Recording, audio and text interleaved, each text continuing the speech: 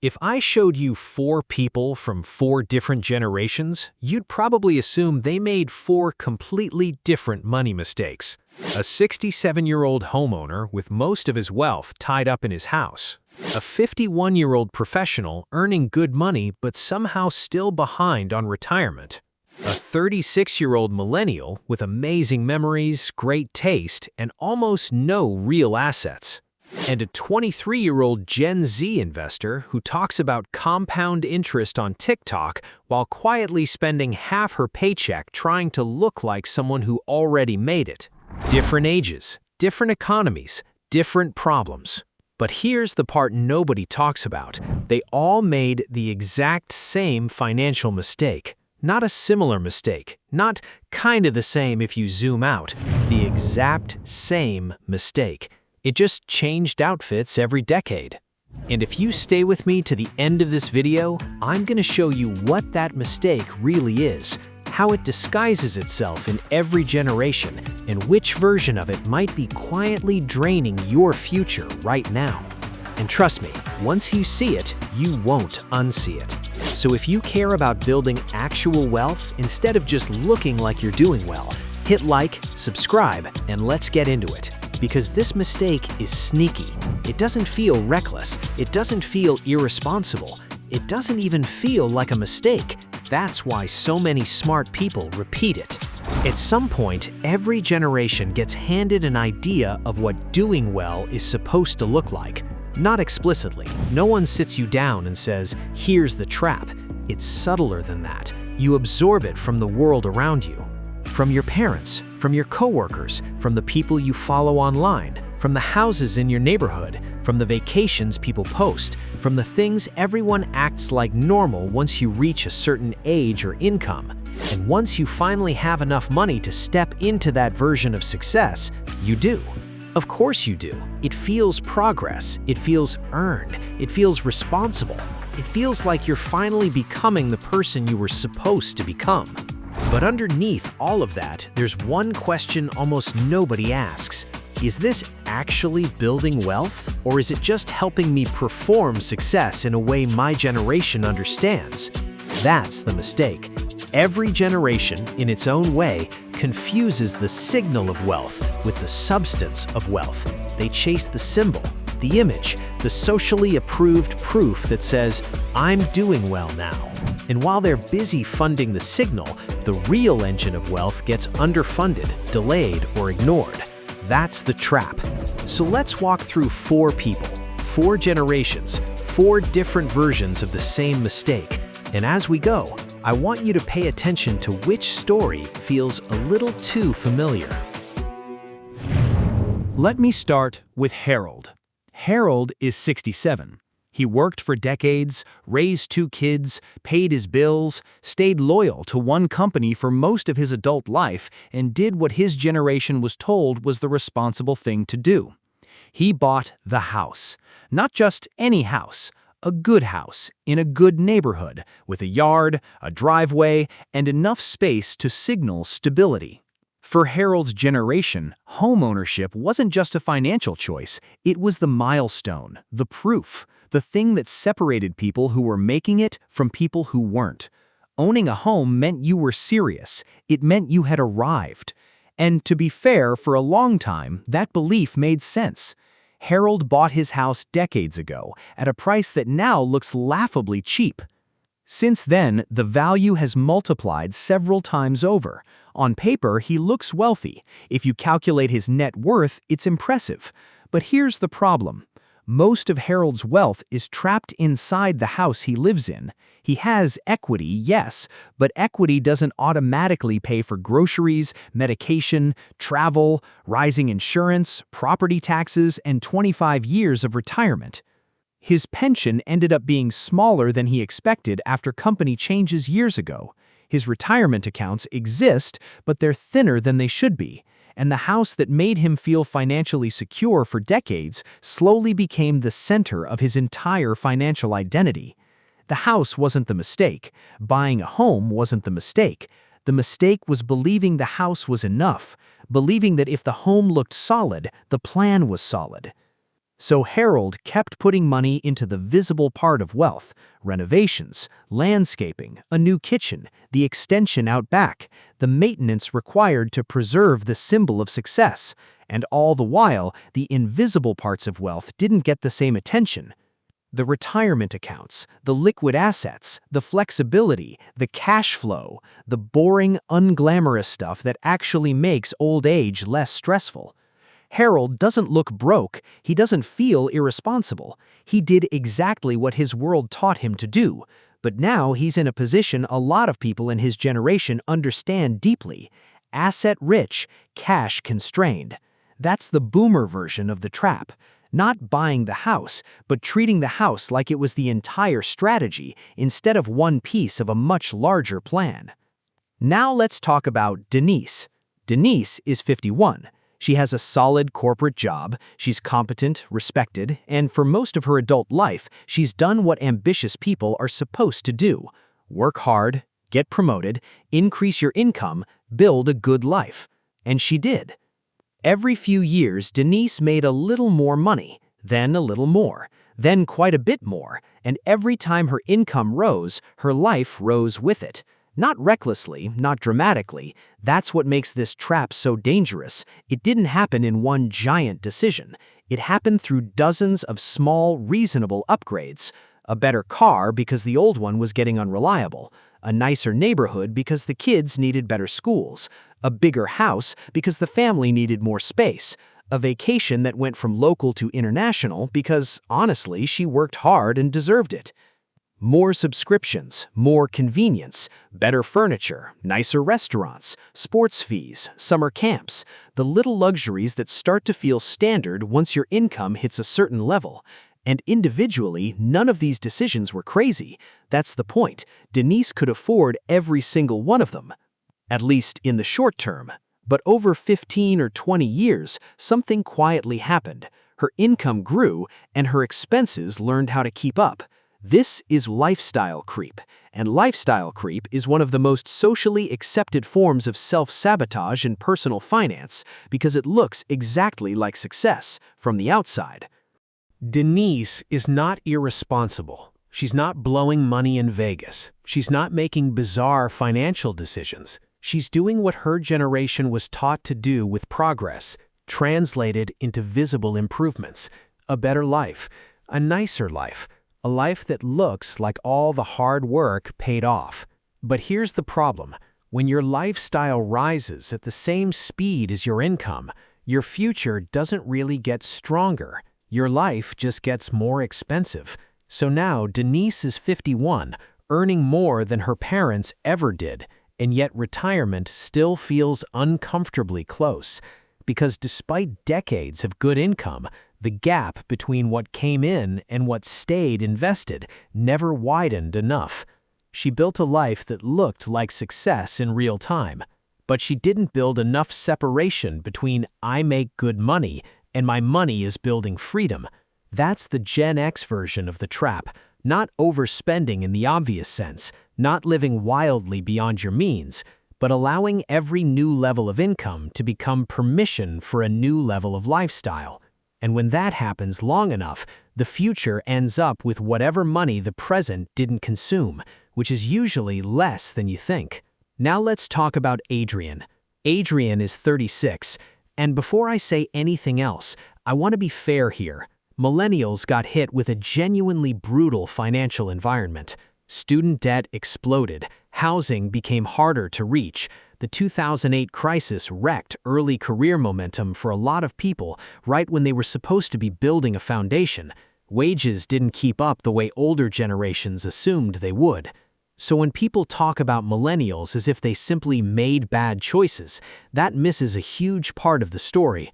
But even when the system moves against you, there are still traps waiting on the other side. And the millennial trap is one of the most understandable of them all.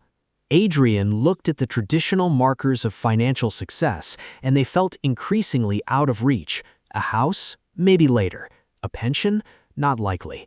A clear path to financial security by following the old rules? Not really.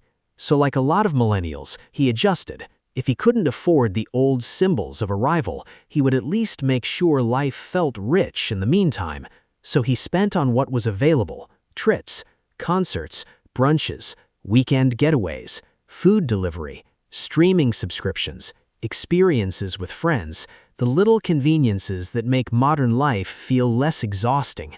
And to make things even trickier, the culture around him completely validated it. Actually, more than validated it. It glorified it. Spend on experiences, not things. You can't take money with you. Memories are the real wealth. Live now. And look, there's truth in some of that. Life is not supposed to be one giant spreadsheet. Experiences matter. Joy matters. Memory matters. But here's where the trap appears. Adrian slowly started using experiences not as a complement to wealth building, but as a replacement for it. He didn't have a down payment fund growing meaningfully. He didn't have a large investment account quietly compounding in the background. He didn't have real assets taking shape. What he had was a life full of moments, stories, and receipts. Again, the experiences themselves weren't the mistake. The mistake was letting them become the default destination for money that could have been building ownership, cash flow, and long-term leverage. Because over time, those beautiful weekends and quick escapes created something else too: a habit, a financial reflex. Stress equals book a trip. Burnout equals buy relief. Anxiety about the future equals distract yourself with something that makes the present feel fuller. And the result is brutal, because it doesn't look brutal. At 36, Adrian doesn't look like someone in trouble. He looks fun. He looks alive. He looks like he knows how to enjoy life. But under the surface, he's carrying a quiet tension a lot of millennials understand. I've lived a lot, but have I actually built enough? That's the millennial version of the trap. Not spending on experiences, but using experiences to soften the pain of delayed wealth building until delayed wealth building becomes normal. And that's a dangerous trade if you let it run for too long. Now let's talk about Maya. Maya is 23, and in some ways, she's the most financially aware person on this list. She knows what an ETF is. She understands compound interest. She follows finance creators. She's heard the phrase high-yield savings account. She knows she should start early. She might even have an investing app on her phone already. Compared to where most people were at 23, Maya is ahead. But Gen Z has its own version of the trap, and it's probably the most aggressive version we've ever seen because it lives online, it moves fast, and it rewards performance instantly. For Gen Z, the symbol of success isn't just the house, it's not just the upgraded lifestyle, it's not even just the experience, it's the aesthetic of being someone who has it together. The apartment setup, the outfits, the skincare, the tech, the coffee shop routine, the productive lifestyle, the clean desk, the curated wellness habits, the right brands, the right background, the right image that says, I'm disciplined, ambitious, financially aware, and my life is going somewhere. Maya invests $100 a month. That's good. That matters. But she also spends $300 here, $200 there, $150 somewhere else on things that are less about function and more about identity. Not because she's shallow, not because she's foolish, because the internet has turned image into a financial pressure point. It's not enough to be getting your life together. You're now subtly encouraged to look like someone whose life is already together. And that's expensive, especially when the spending hides behind self-investment, productivity, wellness, creator tools, or just making my space better. Again, none of these purchases are automatically wrong. That's what makes the trap so difficult to spot. Maya is not wasting money in the obvious way. She's just constantly surrounded by an economy built to monetize aspiration. And when aspiration becomes aesthetic, spending starts to feel like progress, even when the numbers don't move much. So now you get this strange contradiction, a generation that knows the language of money, but is still vulnerable to spending in ways that slow the actual building of money. Posting about discipline, talking about investing, learning the right terms, watching the right podcasts, while the real account balances stay smaller than they should because the visual performance of "I'm doing well" keeps eating the gap. That's the Gen Z trap. Not ignorance, performance. Looking financially serious before your money has had enough time and space to become serious. And if you're young, this matters a lot because the earlier you catch this, the easier your life gets later. Now zoom out. Harold used the house as proof. Denise used lifestyle upgrades as proof. Adrian used experiences as proof. Maya uses aesthetic and identity as proof. Different costume, same trap. Every generation gets sold a version of success that is visible enough for other people to recognize. That's the key. The trap always has to be socially legible. People have to be able to look at it and say, yeah, that person is doing well. Because if nobody could see it, it wouldn't work nearly as well. The house is visible. The nicer lifestyle is visible. The full passport is visible. The curated modern life is visible. But the things that create actual long-term freedom, those are often invisible for years. A growing brokerage account is invisible. A high savings rate is invisible. An under-leveraged life is invisible. Saying no to upgrades nobody sees is invisible. Driving the older paid-off car is not impressive. Skipping the second international trip doesn't get applause. Living below your means at 42 after a promotion doesn't photograph well. Putting money into index funds instead of image doesn't make anyone stop and stare. And that is exactly why the trap is so effective, because human beings are social creatures. We don't just want safety, we want confirmation. We want to feel like our effort is visible. We want our progress to look like progress. And the market understands that perfectly. So it keeps selling every generation a prettier costume, different packaging, same underlying deal. Spend money in a way that makes success feel immediate. That's what the trap is really doing. It's converting your desire for security, progress, and identity into spending. And if this video is helping you see your own money habits a little more clearly, take 2 seconds and hit the like button. Subscribe if you want more breakdowns like this, because this channel is all about understanding how money really works beneath the surface. Not just the math, but the psychology that quietly controls the math. Now let's talk about how to escape this trap, because this is the part that actually matters. Escaping the trap does not mean becoming a monk. It does not mean never enjoying your money.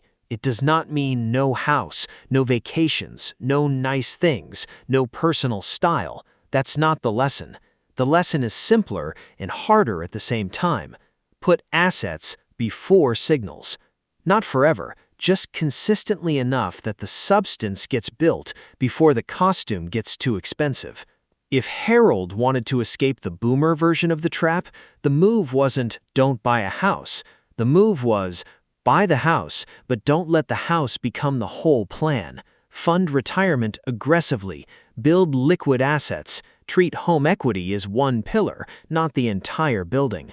If Denise wanted to escape the Gen X version, the move wasn't never enjoy a raise. It was every raise does not belong entirely to your present self. Take part of every increase and redirect it to investments before your lifestyle has time to absorb it. Let your income rise faster than your spending. If Adrian wanted to escape the millennial version, the move wasn't stop living. It was stop asking experiences to do the emotional job that assets should be doing. Maybe it's one big trip a year instead of 4 smaller escapes. Maybe it's automated investing before brunch budgets expand. Maybe it's deciding that your future deserves a monthly payment too. And if Maya wants to escape the Gen Z version, the move is not stop caring about aesthetics. It's to stop funding the image of momentum more aggressively than the reality of momentum. Make the portfolio bigger than the performance. Make the emergency fund more impressive than the camera angle. Make the actual numbers the main character. That's the shift. And when you strip all of this down, the rule becomes incredibly simple. Assets first, lifestyle second. Again, assets first, lifestyle second. Not because lifestyle doesn't matter, but because lifestyle without assets is fragile. It looks stable right up until something changes: a layoff, a health issue, a market downturn, a divorce, a rent increase, a bad year, a decade that moves differently than you expected. That's when people discover whether they built wealth or just built the appearance of doing well. The hardest part is not understanding the rule. The hardest part is tolerating what it feels like to follow it. Because if you do this right, there will be periods where you look less successful than people earning the same money as you, maybe even people earning less. You might drive the older car, stay in the smaller apartment, keep the same phone longer, say no to upgrades that technically fit the budget, skip the "I deserve it" spending spiral every time life gets stressful. And that can feel uncomfortable because it creates a strange social tension. You know you're being smart, but from the outside, it can look like you're behind. That's why this takes discipline, not spreadsheet discipline, identity discipline. The willingness to say, "I would rather be quietly getting rich than publicly looking rich." That's the real move. That's the line almost every financially strong person eventually crosses. They stop asking their money to prove something to other people, and they start asking it to protect, expand, and free their future self. That's the question I want to leave you with. Not, which generation are you from? That's not the useful question. The useful question is, which version of the trap are you living in right now? Is it the house that's carrying too much of your financial identity? The lifestyle that expands every time your paycheck does? The experiences that quietly replaced building? The aesthetic that performs success before the assets exist? Because once you can name the trap, you can interrupt it. And that matters a lot. Because this mistake doesn't destroy wealth in one dramatic moment. It does it slowly, quietly, respectably. It lets you feel like you're doing fine while the years pass and the math never quite catches up. And then one day you wake up and realize you built the image first and the foundation second. That's what you want to avoid. So, in the comments, tell me honestly, which version of the trap hit you the hardest? Boomer house trap? Gen X lifestyle creep? Millennial experience trap? Gen Z aesthetic trap? No judgment, seriously. Because sometimes the fastest way out of a money trap is hearing yourself say it out loud. If you got value from this video, hit like, subscribe, and share it with someone in your life who needs to hear it. Because every generation gets sold a different costume. But the people who build real wealth learn the same lesson. Looking successful and being financially secure are not the same thing. And the sooner you know the difference, the easier it is to stop paying for the wrong one.